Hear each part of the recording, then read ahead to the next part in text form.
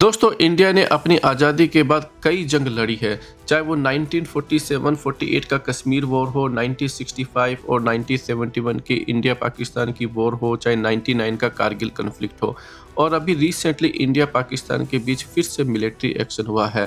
दोस्तों क्या आज के टाइम में इंडिया को एक लंबी वॉर के लिए फिर से प्रिपेयर होना चाहिए क्या? इस वीडियो के अंदर दोस्तों हम इसी टॉपिक के ऊपर बात करने वाले हैं और साथ में ये भी बात करने वाले हैं कि भारत को कौन से वेपन्स को बड़ी मात्रा के अंदर इंडक्ट करना चाहिएगा। इस सारी बातों को समझने के लिए दोस्तों आप इस वीडियो को लास्ट तक ज़रूर देखना और उससे पहले आपसे रिक्वेस्ट है कि आप हमारे चैनल को सब्सक्राइब कीजिए।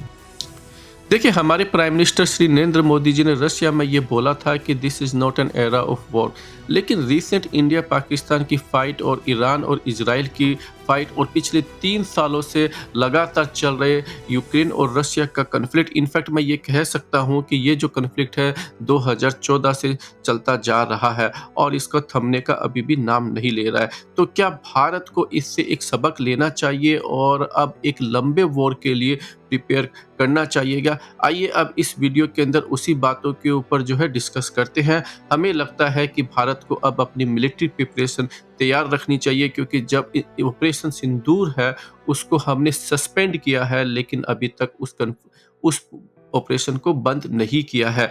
तो इससे कभी भी चाहे पाकिस्तान हो या इंडिया हो, दोनों के बीच में फिर से जंग जो है वो स्टार्ट हो सकती है और हमें लगता है कि पाकिस्तान भी जो है वो हाथ धरकर नहीं बैठा होगा बल्कि प्रिपेयर कर रहा होगा।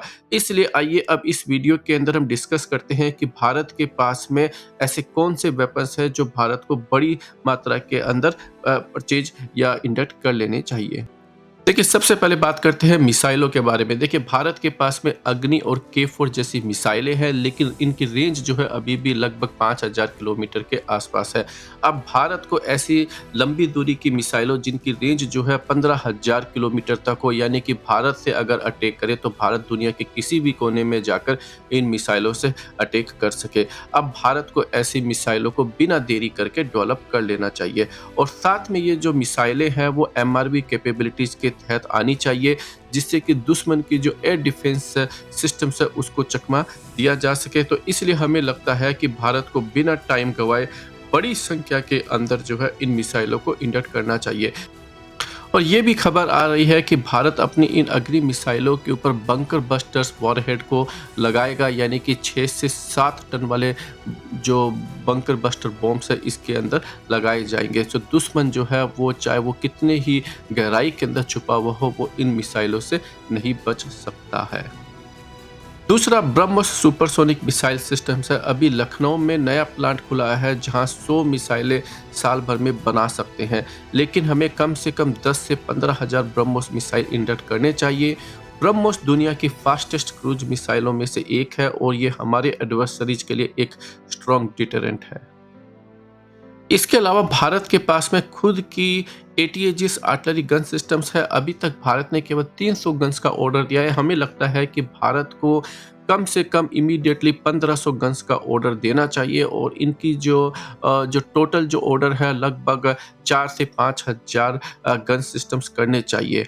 और क्योंकि हमें ये नहीं भूलना चाहिए भारत की तीनों साइड ऑफ बॉर्डर जो है वो हॉट है, पाकिस्तान, चाइना और बांग्लादेश, इसलिए केवल कुछ एटीजेस से काम नहीं चलने वाला है। इसके अलावा भारत जो है वो काफ़ी लंबे समय से पिछले 20 सालों से ज़्यादा से पिनाका रॉकेट लॉन्चर बना रहा है और हमें लगता है कि भारत को अब बड़ी संख्या के अंदर हज़ारों की संख्या में इन रॉकेट्स को इंडक्ट करना चाहिए।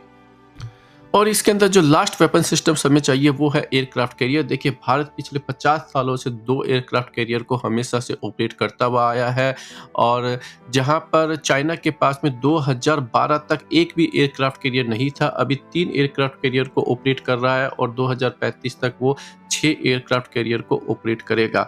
और भारत की सरकार के द्वारा टेक्निकली एडिशनल एयरक्राफ्ट कैरियर के ऊपर एक तरीके से मना कर दिया है, लेकिन हमें लगता है कि भारत की सरकार का ये गलत डिसीजन है। भारत को जल्दी से जल्दी कम से कम 2 या 3 और एयरक्राफ्ट कैरियर जो है वो इंडक्ट करने चाहिए, क्योंकि जिस तरीके से जियोपॉलिटिक्स चेंज हो रही है, भारत को अभी भी जो है बड़े एयरक्राफ्ट कैरियर की ज़रूरत है। और हमें लगता है कि भारत को इसमें बिल्कुल देर नहीं करनी चाहिए, क्योंकि भारत जो है ऑलरेडी अपना एक इंडिजीनियसली एयरक्राफ्ट कैरियर बनाकर जो टेक्नोलॉजी जो हासिल करी है उसको फाइन ट्यून करते रहना चाहिए।